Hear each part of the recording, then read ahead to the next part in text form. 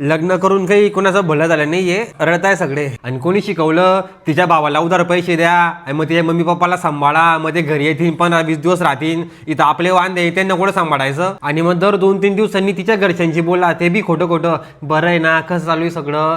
इथं मी माया नातेवाईकांशी बोललो नाही, वर्ष झाले. आणि मग दरवर्षी तिचा बर्थडे सेलिब्रेट करा, तिच्यासाठी केक आणा, तिची स्टोरी लावा, हॅपी बर्थडे माझी बायको, आणि ते पण मन नसताना तिच्याशी लग्न करा. आणि मग नंतर तिची टोमणे ऐका की तुम्ही घरात काही पैसा आणत नाही, कामाला जात नाही. कोणी शिकवलं. आणि मग दिवसात ना 10 वेळा तिच्या नातेवाईकांचे फोन येतील, मग दाजी बोलत नाही. कोण ऐकून एवढं सगळं. माझ्या मित्राचं लग्न झालं 2 महिन्या पहिले, आत्याचा फोन आलता, सच्चू तू सगळं काही कर म्हणे, फक्त लग्न नको करजो, मिले पस्तावतोय भो. आणि कोणती लग्नानंतर स्टेटस ठेवीन माझी बायको best wife in the world, आणि ते पण खोटं खोटं. आणि मग कोणता बी सण आला की मध्ये स्टेटस ठेवा, पहिली दिवाळी, पहिला पोळा, आणि सिंगल लाईफच चांगली हो. आणि मग लग्नानंतर ती म्हणीन तुम्ही एवढ्या रात्री चॅटिंग कुणाशी करताय.